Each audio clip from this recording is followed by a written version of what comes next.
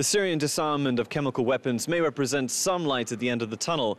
However, the refugee crisis which is coming from the country is spiraling out of control. With Ministers of Internal Affairs just having discussed the issue, we met with prominent MEP Gary Zimmer to get the latest on the issue.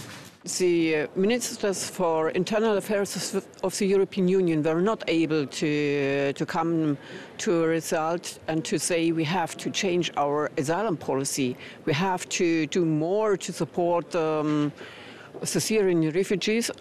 They only told about money, money, money. But in my eyes, it seems we are selling us free. I'm not feeling good, because in my eyes it's not a true solidarity. Ireland have pledged 14 million euros towards the humanitarian effort in Syria. Is there a risk that the EU is basically a payer, not a player? Yeah, for a long time. I think so. They want to pay and then to say, okay, and between the others, among the others, refugees, we are looking for these people which are interesting for our labor markets. In another case, another situation, we don't need them, but this is inhuman. We have to do more, not only to speak about and to say, okay, here we have a fund and we can speak about funds and money, but if you look concretely, you have not enough money for it. It's a lie.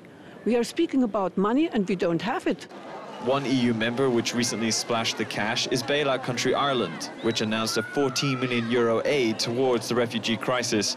We asked Irish MEP Emer Costello whether money alone is enough. Well, I certainly do believe that we do need to show solidarity, but I think that one of the ways that we can show solidarity is in the first instance by providing aid, because if we don't provide humanitarian aid, then we have a humanitarian crisis of absolute epic proportion. But I agree too, we need to show solidarity and we need to ensure that much more is done. But also I think that there is an onus on Europe to take very much a lead role in trying to ensure that Syrians can actually stay in their own country, that we facilitate the peace process. What Syrian people want to do, they don't want to be refugees. They don't want to be homeless, starving, without education. And remember, 3/4 of these refugees are women and children. Another MEP who's reluctant to simply take refugees into the Union is Marietta Giannakou, a policy she feels that the Union relies on too often. The Union as a union, but also the member states, they have a tradition in solidarity. For example, Germany accepted in a time from Sri Lanka 200,000 Tamil. But we have to stay stronger and to repeat to all the sides that the solidarity is for the Syrian people. It not means solidarity for the two implicated, the two sides, they fight one against the other.